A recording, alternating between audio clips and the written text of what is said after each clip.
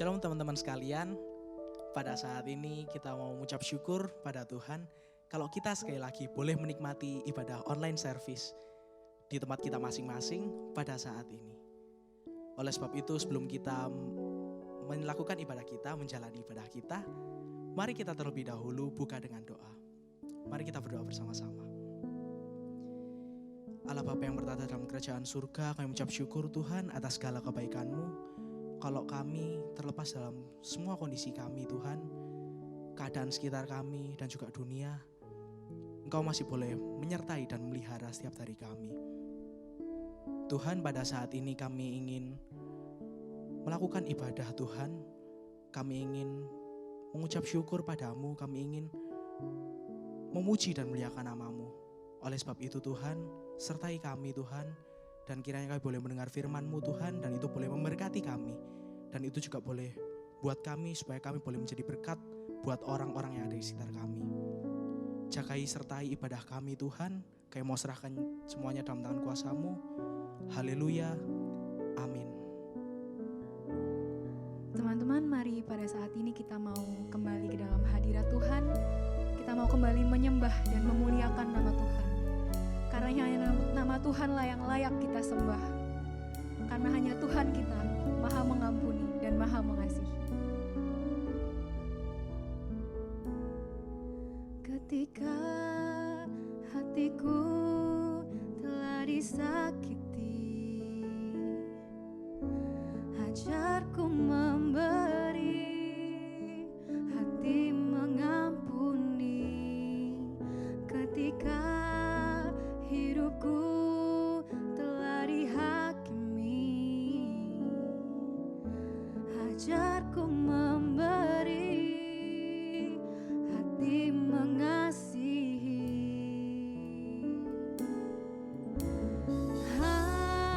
Ampuni bila kami tak mampu mengampuni yang bersalah kepada kami, seperti hati Bapa mengampuni, mengasihi tiada pamrih.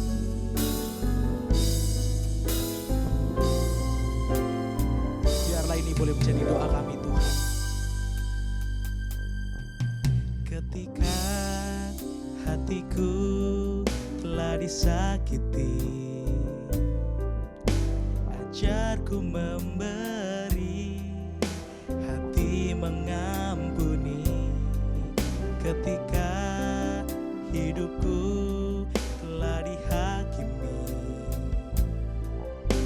ajarku memberi, hati mengasihi. Ampuni bila kami tak mampu mengampuni yang bersalah kepada kami,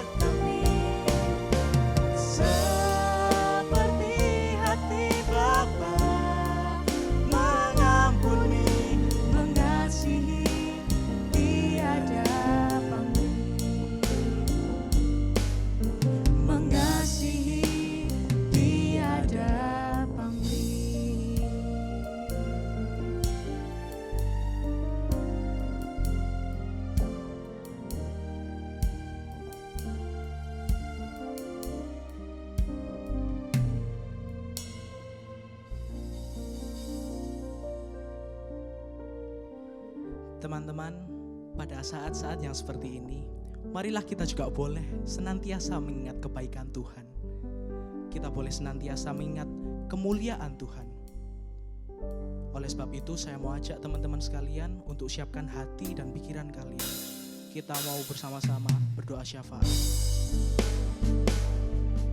Kita mau ingat, kita mau minta pada Tuhan kita, Tuhan yang berkuasa, dan Dia yang berdaulat atas hidup kita. Glory to God in the highest, for your great and matchless name. I worship you, I honor you. You're lifted up in this place. Jesus the Son, there's no other. Jesus the Son, there's no other. Heavenly King, Lamb of God. For you alone, the Holy One. You're lifted up in this place. Oh God. Oh God, I worship you. Oh God, I worship you. We glorify you, God. We glorify and magnify.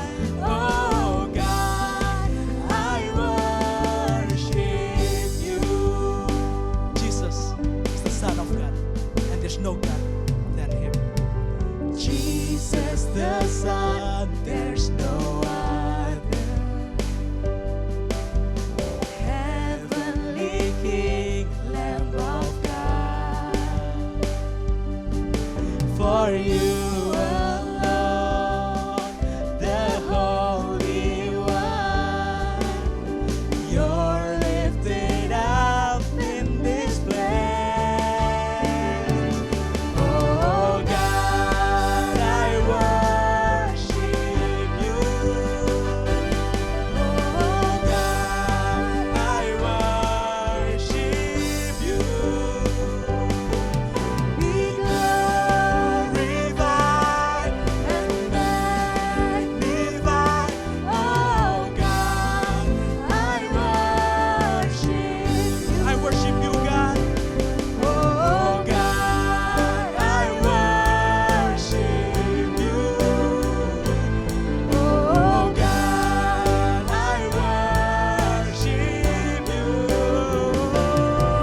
Be glorified and magnified. Oh God, I worship you. Be glorified and magnified. Oh God, I worship you. Be glorified. Be glorified and magnified. Oh God, I worship you.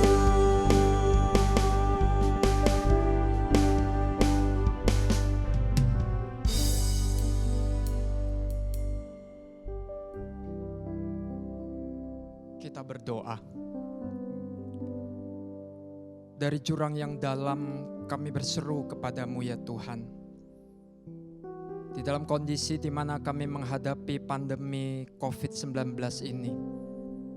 Sungguh kami memohon agar supaya telinga Tuhan mendengarkan doa dan seruan kami. Karena kami menyadari kami tidak mampu menghadapi semua ini.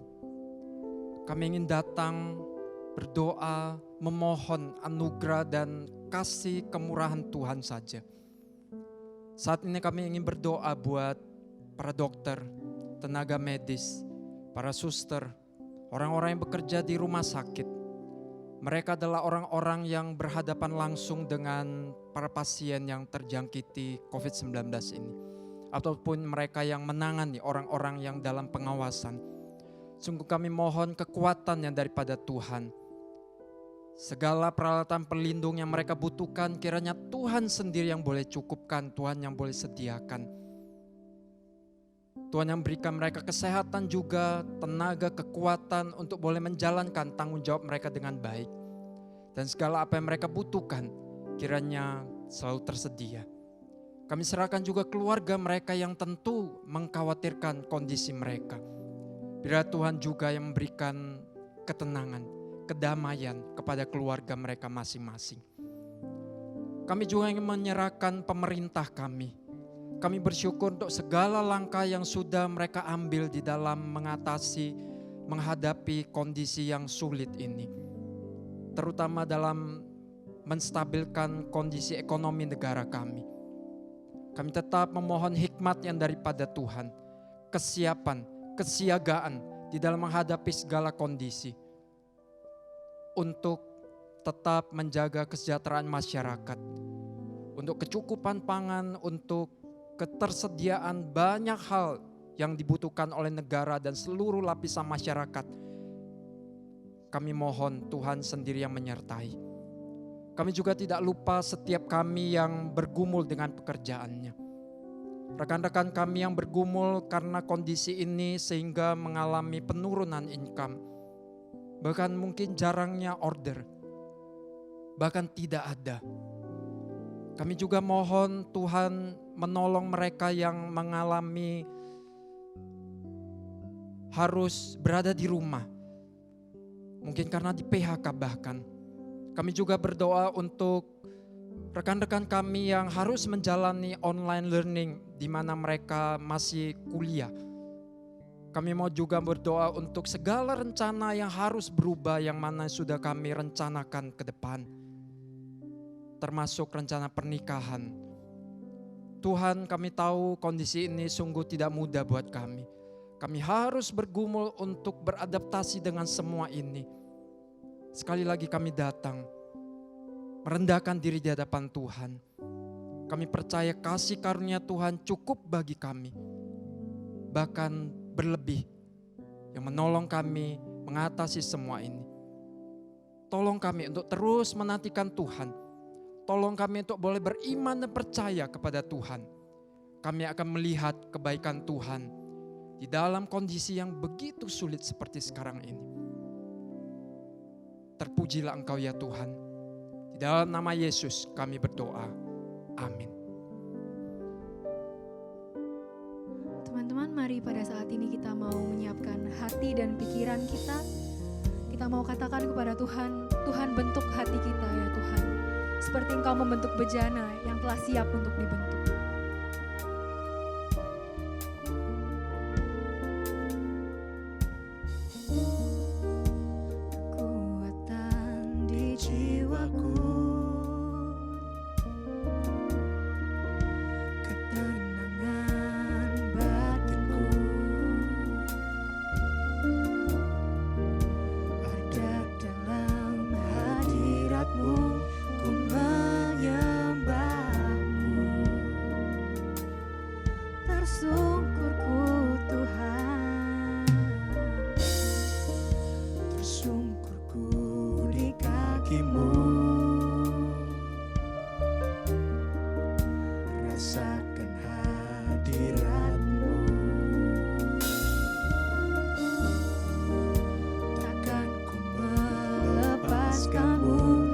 Cahaya bagiku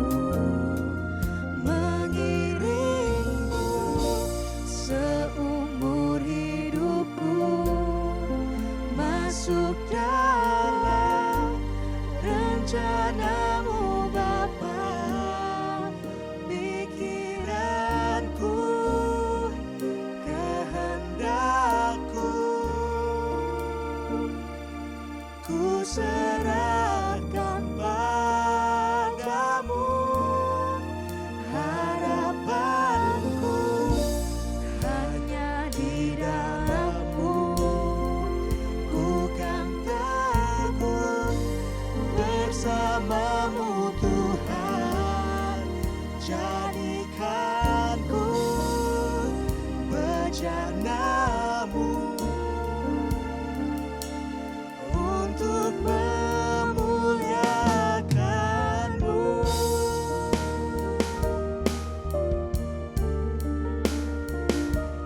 Mari kita mau pujikan sama-sama. Tersungkurku Tuhan.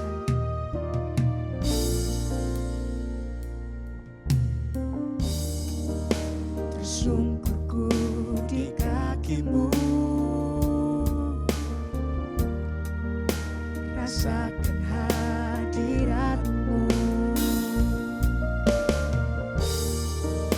Takkan ku melepaskanmu, kau cahaya bagiku. Mengiringmu seumur hidupku, masuk dalam rencanamu Bapa. Pikiranku, kehendakku, ku serahkan padamu. Harapanku hanya di dalam-Mu, ku kan teguh bersama-Mu Tuhan. Jadikanku bejanamu untuk memuliakanmu. Mengiringmu Tuhan, mengiringmu seumur hidupku, masuk dalam rencanamu Bapa. Pikiranku, kehendakku, ku serahkan padamu. Harapanku hanya di dalam-Mu, bukan teguh Tuhan, bukan teguh bersama-Mu Tuhan. Jadikanku bejanamu untuk memuliakanmu. Pada hambanya waktu dan tempat dipersilahkan. Mari kita berdoa. Allah Bapa yang berkuasa atas segala sesuatu, Engkau yang berkuasa atas alam ini, Engkau yang berkuasa atas kami semua yang ada di dunia ini. Kepadamu-lah pada saat ini kami berdoa, dan kami mau mendengar firman-Mu yang berkuasa untuk mengubahkan kami, meluruskan kami, dan menolong kami untuk semakin baik dan semakin menjadi manusia yang Tuhan kehendaki. Terima kasih buat kesempatan mendengar firman Tuhan pada saat ini. Demi nama Yesus Kristus, kami serahkan hamba-Mu dan kami semua yang mendengar mengikuti kebaktian ini dimanapun berada. Tuhan, tolonglah kami. Demi nama Yesus Kristus, kami serahkan pemberitaan firman Tuhan ke dalam tangan kuasa dan kemurahan-Mu. Amin. Salam sejahtera buat kita semua, untuk saudara semua dimanapun berada. Kita percaya bahwa Tuhan kita, Allah yang berkuasa, ada dimanapun kita, Tuhan bersama-sama dengan kita. Dalam masa memperingati kebangkitan Tuhan Yesus, maka kali ini kita akan bersama-sama membahas firman Tuhan dengan tema titik balik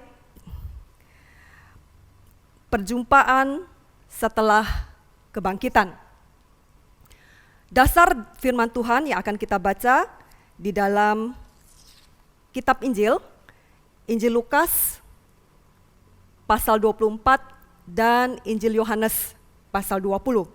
Saya akan bacakan untuk kita semua Injil Lukas pasal 24 ayat yang ke-13 sampai dengan ayat yang ke-36 dan ayat yang ke-45. Saya akan bacakan. Yesus menampakkan diri di jalan ke Emmaus.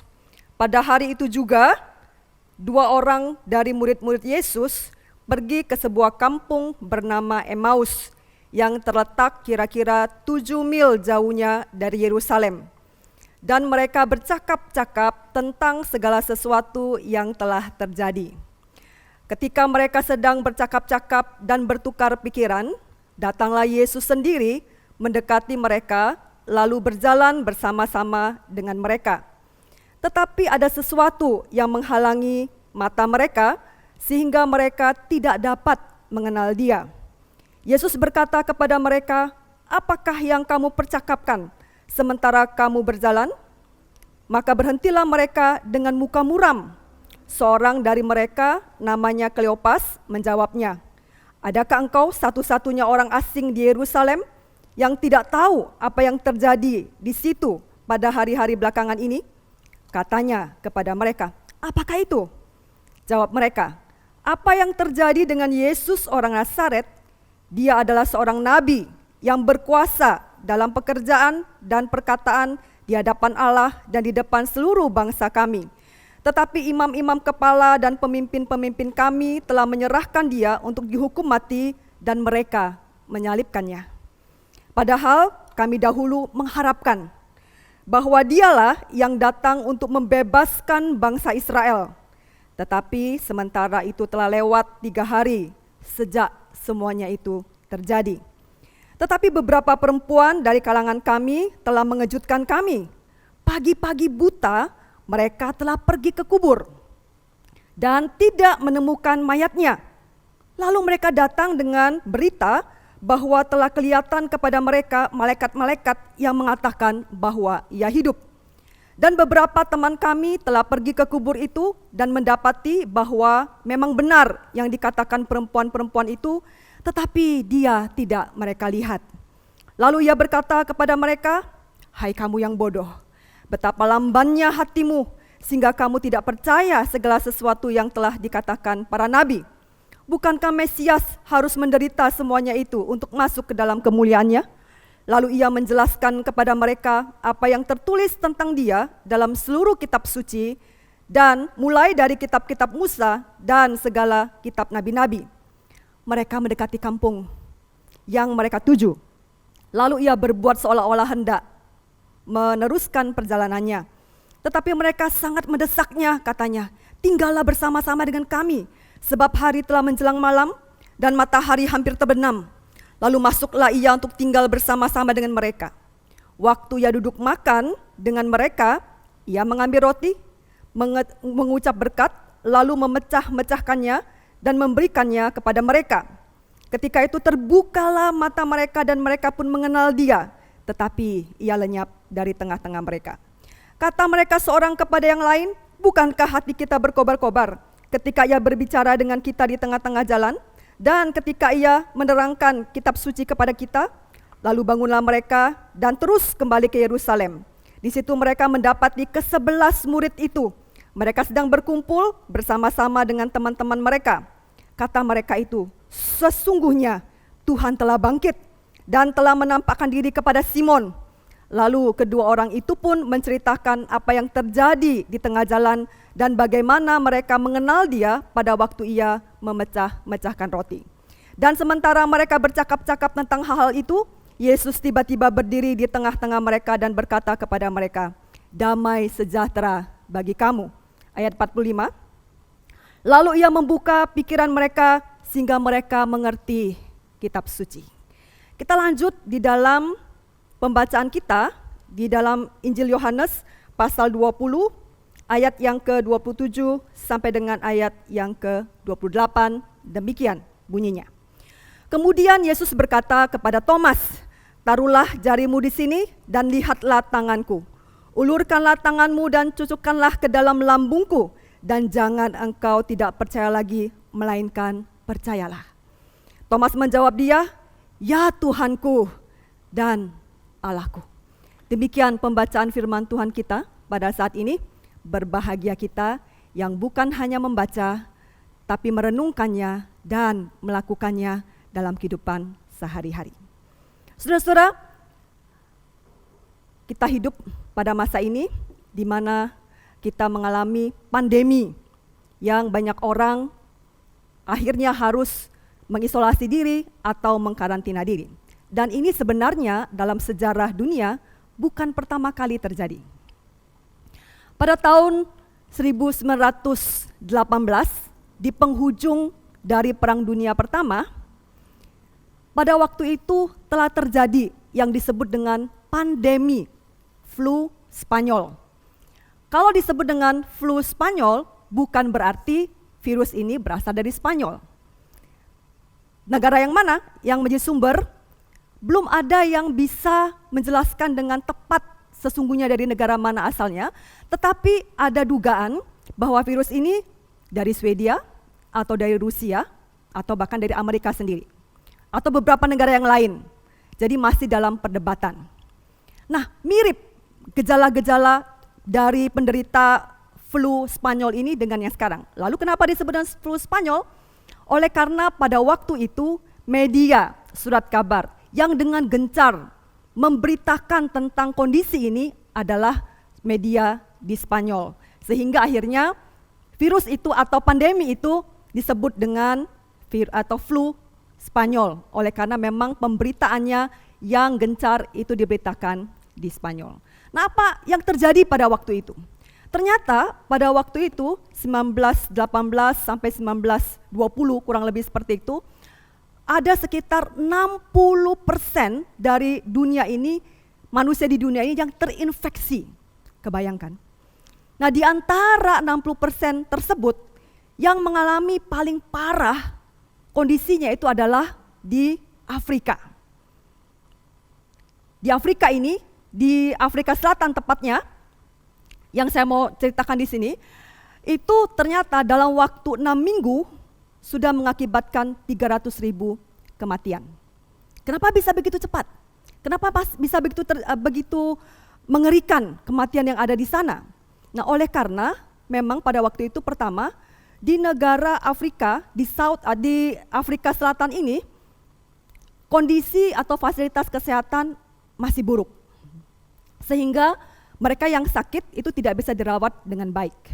Yang kedua, di sana itu terjadi orang-orang pulang, lalu mereka pergi ke tempat-tempat yang masuk ke dalam, terpencil, nah di situ kemudian juga membawa virus.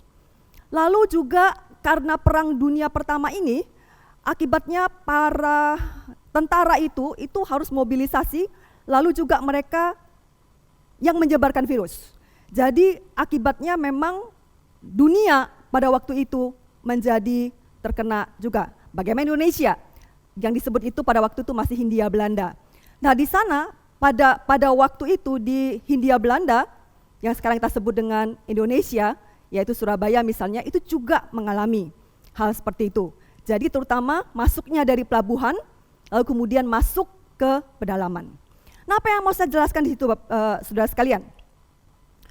Flu Spanyol yang terjadi di Afrika Selatan itu mengakibatkan kematian. Apa yang terjadi dengan gereja di situ? Nah, ternyata dari flu Spanyol itu orang mulai berpikir, terutama mereka yang berkulit hitam. Pada waktu itu terjadi politik pemisahan ras, pemisahan warna kulit. Maka di sana mereka yang berkulit hitam itu tidak mendapatkan fasilitas sebaik daripada yang kulit putih. Nah, akibatnya maka yang kulit hitam lebih banyak yang meninggal. Lalu ada kecurigaan di antara orang kulit hitam. Jangan-jangan ini bagian dari menghabiskan ras mereka. Sehingga mereka mulai curiga ketika mendapatkan pengobatan, dan itu akhirnya menghambat untuk mereka diobati dengan baik. Nah, lalu mereka juga kemudian ada kepercayaan-kepercayaan lokal yang membuat mereka akhirnya berpikir kembali tentang kepercayaan tersebut. Nah, di samping itu para misionaris pada waktu itu mulai mengajarkan kepada mereka, mulai mendatangi mereka dan menceritakan tentang Allah.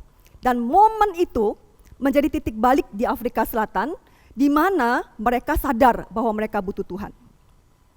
Dan bukan hanya itu, mereka juga kecewa dengan bagaimana gereja kulit putih yang tidak terlalu merespon dengan baik kebutuhan dari yang kulit hitam ini. Sehingga pada waktu itu timbullah kebutuhan untuk bagaimana supaya bisa ada komunitas kulit hitam sendiri yang saling menopang di antara mereka. Maka sejak itu muncullah gereja atau komunitas Kristen kulit hitam. Dan ini kekuatan yang akhirnya untuk masa berikutnya yang menggerakkan untuk terjadi pembebasan atau melepaskan atau penghapusan dari apartheid atau politik pemisahan ras ini. Jadi akibat dari flu Spanyol untuk di Afrika Selatan itu merupakan titik balik di mana mereka melihat kebutuhan untuk mereka bergereja sendiri, lalu kebutuhan untuk mereka mulai memikirkan untuk bisa lepas dari ketidakadilan, yaitu pemisahan politik dari pemisahan warna kulit ini. Saudara-saudara, kalau kita melihat bahwa perjumpaan atau titik balik itu bisa mengakibatkan ada satu perubahan besar. Sesuai dengan tema kita pada bulan ini, The Cost of Change, maka waktu kapan bisa membuat kita berubah? Nah, dalam sejarah dunia, di Afrika Selatan, mereka berubah ketika ada krisis. Sehingga mereka bisa melihat sesuatu yang lebih besar daripada yang selama itu terjadi. Mereka melihat ketidakadilan, mereka mulai memikirkan bagaimana mereka bisa melakukan lebih lagi sebagai suatu bangsa, umat yang Tuhan ciptakan.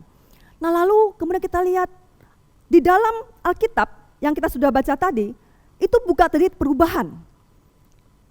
Perubahan seperti apa? Nah, kita akan lihat satu demi satu. Bagian yang kita baca tadi, itu adalah kisah di hari di mana Yesus bangkit. Maka pada waktu itu, kemudian ada dua murid, satu Kleopas dan temannya. Mereka berjalan dari Yerusalem menuju ke Emmaus. Alkitab mencatat 7 mil. 7 mil itu kira-kira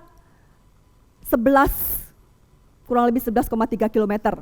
Nah, kalau kita bandingkan kira-kira jaraknya itu seperti dari Citraland menuju ke Sutos, Surabaya Town Square. Nah, kira-kira itu jaraknya 12 kilometer. Kira-kira seperti itu jalannya. Nah, tadi saya lihat map, itu kalau kita berjalan kaki itu butuh kurang lebih 2 jaman.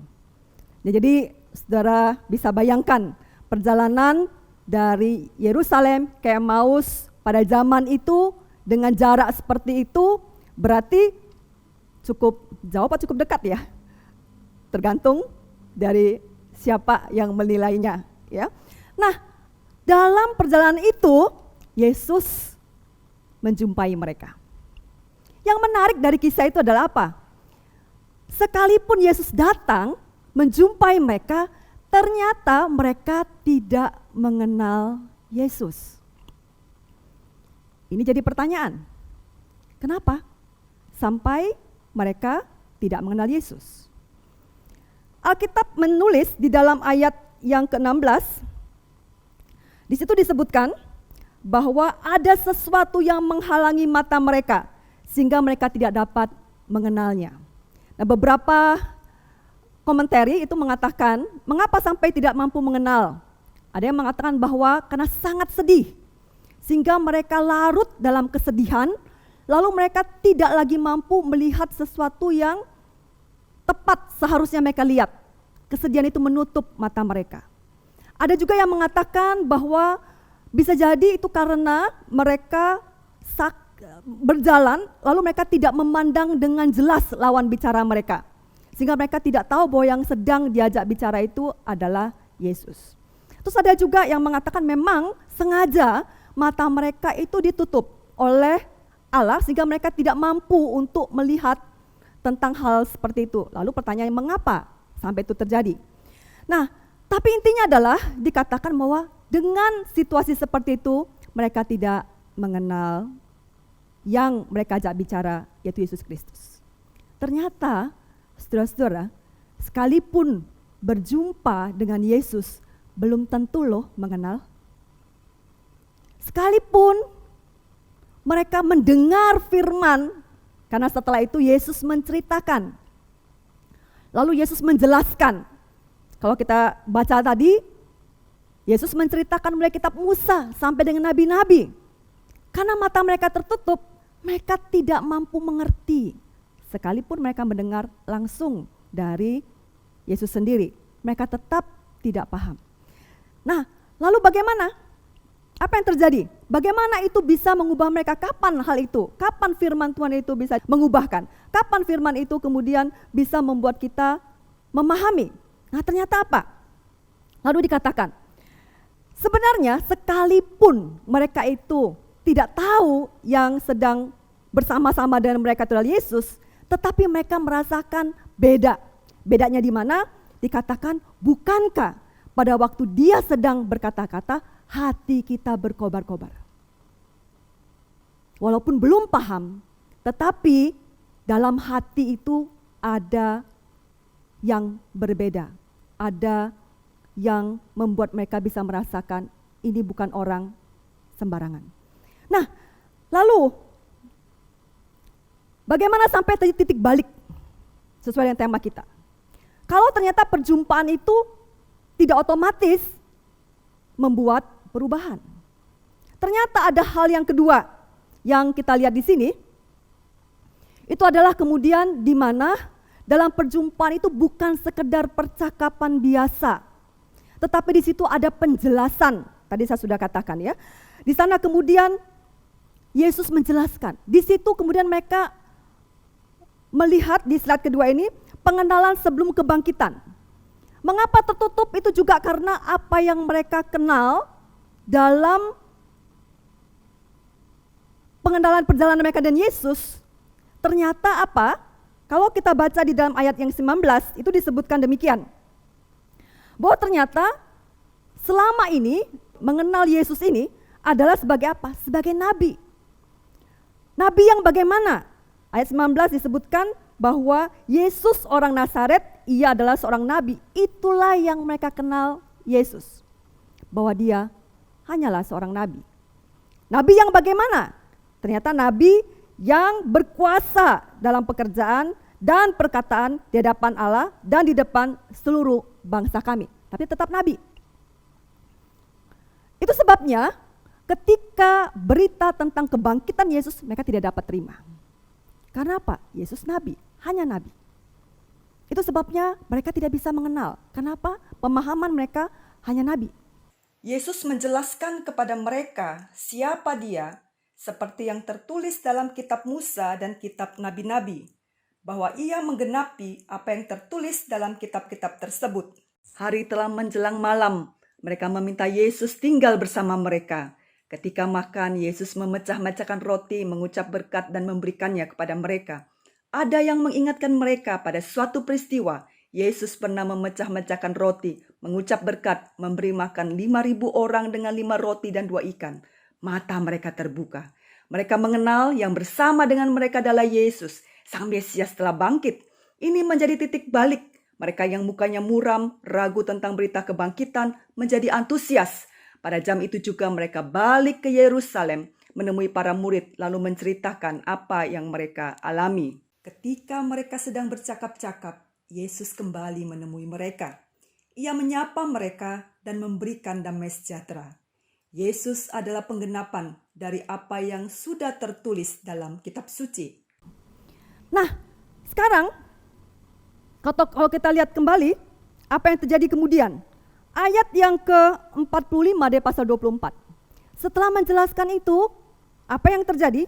Ayat 45 dikatakan Yesus membuka pikiran mereka sehingga mereka mengerti kitab suci.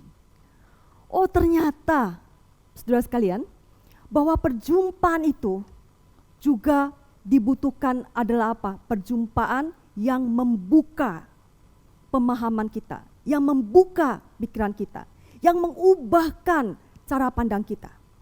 Sehingga kalau kita perhatikan apa yang terjadi pada Thomas, jadi disebut tadi, dikutip tadi oleh para murid tadi, maka itu pun yang terjadi. Thomas dan seperti para murid yang lain itu hanya menganggap Yesus itu adalah nabi.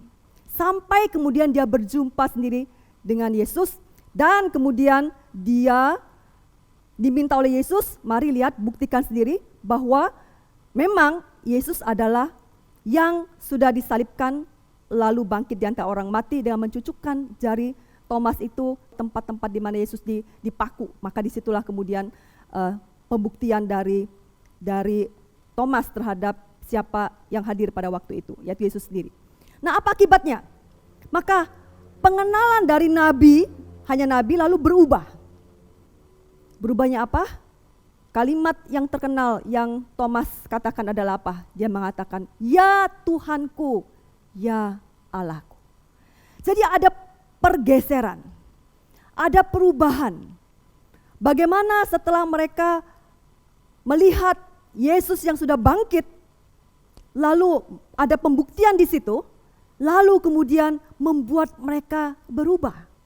Dari mereka yang tadinya ketakutan, karena pada waktu itu siapa yang menjadi pengikut Yesus itu pun akan kena masalah. Maka mereka takut sembunyi di dalam ruangan. Lalu mereka tidak berani menampakkan diri, tidak berani mengaku sebagai pengikut Yesus karena apa, resikonya tinggi. Yesus pada waktu itu disalibkan dan dikuburkan. Nah, tapi kebangkitan itu yang berjumpa dengan Yesus, yang membuat mereka berjumpa dengan Yesus, dan Yesus membuka pikiran mereka, itu menjadi titik balik terhadap bagaimana iman mereka bertumbuh dan bagaimana mereka berubah. Apa yang terjadi kemudian? Kita tahu dalam sejarah, maka dari situ ketika Thomas kemudian mengatakan, "Ya Tuhanku, ya Allahku." Lalu apa yang dia lakukan? Dia pergi memberitakan kabar baik itu ke tempat-tempat, bahkan kalau kita lihat dia sampai ke India. Dan di sana ada gereja yang disebut dengan gereja Thomas, yang dipercaya bahwa itu adalah hasil dari Thomas ke sana untuk memberitakan kabar baik. Lalu apa terjadi? Ada perubahan. Maka titik balik, perjumpaan yang mengubahkan itu, bagaimana bisa terjadi? Yaitu yang pertama adalah berjumpa dengan pribadi Yesus Kristus. Yang kedua, mengenal apa yang dikatakan oleh firman Tuhan tentang siapa dia, lalu itu akan mengubahkan cara pandang kita. Lalu yang berikut itu adalah apa? Di mana di situ ada dibukakan pemikiran kita. Lalu itu menjadi titik balik di mana orang akan bisa melihat siapakah Yesus itu yang adalah. Nah, saudara sekalian, kalau kita semua pada saat ini mau diubahkan, mau untuk ada transformasi dalam hidup iman kita yang membuat kita berubah. Yang terjadi kepada para murid, dari ketakutan menjadi berani. Takut mengalami kematian, lalu mereka berubah, tidak masalah dengan kematian, karena bagi mereka mati itu adalah keuntungan, hidup adalah Kristus. Yang mengubah sikap mereka terhadap cara memandang orang-orang lain. Maka pada waktu kita lihat, bukan hanya sekedar iman mereka diubahkan, tapi juga keberanian untuk memberitakan tentang Yesus, tapi juga kemudian ada berubah sikap terhadap sesama manusia. Kalau kita perhatikan di dalam Kisah Rasul pasal 2, bagaimana cara hidup mereka diubahkan. Mereka saling berbagi, tidak ada yang terlalu berlebih di antara mereka, juga tidak ada yang kekurangan di antara mereka. Mereka saling melengkapi sehingga mereka bisa hidup bersama-sama. Mereka saling memecah roti bersama-sama, ada komunikasi yang baik. Dari survei kepada 30% para remaja pemuda GKA Gloria Satelit, diikuti oleh yang berusia 13 sampai 42 tahun. Terima kasih bagi yang sudah mengisi survei ini tentang bagaimana menghadapi pandemik virus corona. Ternyata yang merasa biasa saja lebih banyak daripada yang takut, sedih, atau marah. Tapi ada juga yang senang karena tidak perlu sekolah dan bisa berkumpul dengan keluarga. Yang jawab ini tampaknya jarang kumpul keluarga. Nah, walaupun demikian, teman-teman ini sadar bahwa physical dan social distancing perlu dilakukan untuk menjaga orang lain dan diri sendiri. Tentang iman kepada Allah, remaja pemuda mengenal bahwa Allah itu sebagai penolong, penjaga, pelindung, dan Allah punya rencana yang baik sekalipun situasi sedang tidak baik. Misalnya, Allah sedang memulihkan bumi ini dari polusi. Nah, yang menarik adalah mereka tidak hanya melihat kepentingan diri sendiri, tetapi juga kebutuhan orang lain. Keinginan untuk berbagi cukup tinggi, baik berupa dana, barang, ataupun mendoakan teman-teman, menolong tim medis, kepedulian kepada para pedagang kecil yang usahanya harus terhenti. Bahkan ada yang punya rencana untuk menguatkan melalui video call atau sharing firman Tuhan melalui media sosial. Hal-hal baik yang dipikirkan oleh teman-teman remaja pemuda. Puji Tuhan. Lalu, apakah dengan titik balik perubahan itu lalu orang itu menjadi manusia super yang tiba-tiba sudah langsung tidak ada salah sama sekali? Tidak juga. Kalau kita lihat di dalam Alkitab, para murid terus bergumul dengan karakter mereka. Misalnya, Petrus pernah ditegur oleh Paulus. Kita tahu bahwa Paulus pernah bertengkar dengan Barnabas, ada pemahaman yang berbeda tentang pelayanan. Bukan berarti sempurna, tetapi kita lihat titik balik yang mengubahkan itu, karakter yang diubahkan, perilaku yang diubahkan, sikap yang diubahkan, itu akan membuat mereka tidak berhenti dengan masalah, tetapi bagaimana cara mereka menyelesaikan masalah, bagaimana mereka mengatasi ada konflik di antara mereka, itu akan berbeda. Di mana mereka akan kemudian ada waktu untuk mereka lebih mudah untuk rekonsiliasi pada akhirnya. Jadi mereka menjadi pembawa damai dimanapun mereka berada. Kalau sampai ada konflik, maka di situ mereka terbuka untuk rekonsiliasi sekalipun butuh waktu untuk melakukannya. Saudara sekalian, mari. Pada saat ini, dimanapun kita berada, biarkan Tuhan menolong kita untuk punya momen titik balik. Kalau di Afrika Selatan, titik balik itu membuat iman mereka bertumbuh dan mereka akhirnya memperjuangkan keadilan bagi mereka. Pada momen saat ini, titik balik apa yang Tuhan ingin untuk kita lakukan atau terjadi dalam kehidupan kita? Tidak ada sesuatu yang kebetulan terjadi. Tetapi biarlah kita berdoa kepada Tuhan bahwa kondisi seperti ini yang mengubah gaya hidup kita, mengubah cara hidup kita, itu juga merupakan titik balik di mana kita bisa menjadi semakin baik, semakin seperti yang Tuhan mau, dan kita melakukan seturut kehendaknya. Tuhan memberkati kita semua. Mari kita sekali lagi kita berdoa. Tuhan, tolonglah, bukakanlah pikiran kami supaya kami mengerti firman-Mu.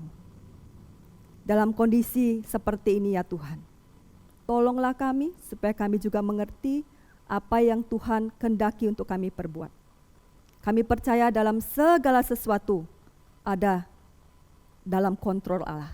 Engkau yang menguasai segala sesuatu, Engkau yang berdolat atas segala sesuatu Tuhan. Kalau sampai hal ini terjadi, ada pandemi dari COVID-19 ini Tuhan, kami tahu itu pun menjadi bagian di mana Tuhan sedang berkarya di dalamnya.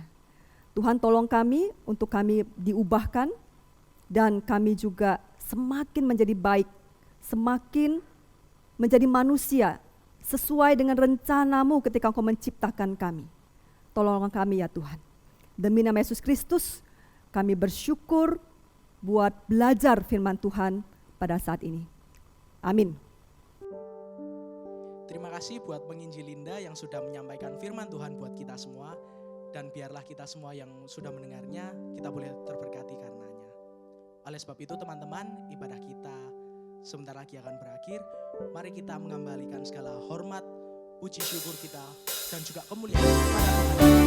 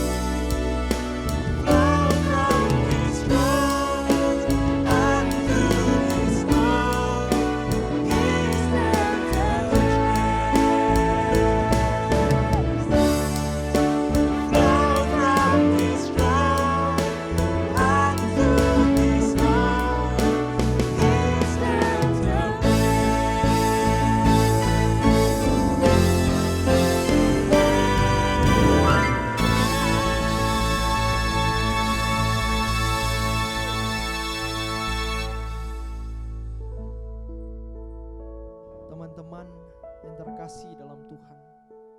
Mari bersama-sama kita datang kepada Tuhan dan bersama-sama menyerahkan seluruh hidup kita untuk Tuhan berkati. Mari kita mengarahkan hati kepada Tuhan dan menerima berkat daripada Tuhan. Kiranya kasih yang agung, kasih yang mulia, kasih yang sempurna dari Allah Bapa, anugerah keselamatan yang kekal dari Tuhan kita Yesus Kristus, pimpinan penyertaan topangan dari Allah Roh Kudus menyertai seluruh kehidupan kita, mulai dari saat ini sampai Maranatha, bahkan sampai selama-lamanya. Amin. Teman-teman, ibadah kita telah selesai. Happy Sunday and God bless you.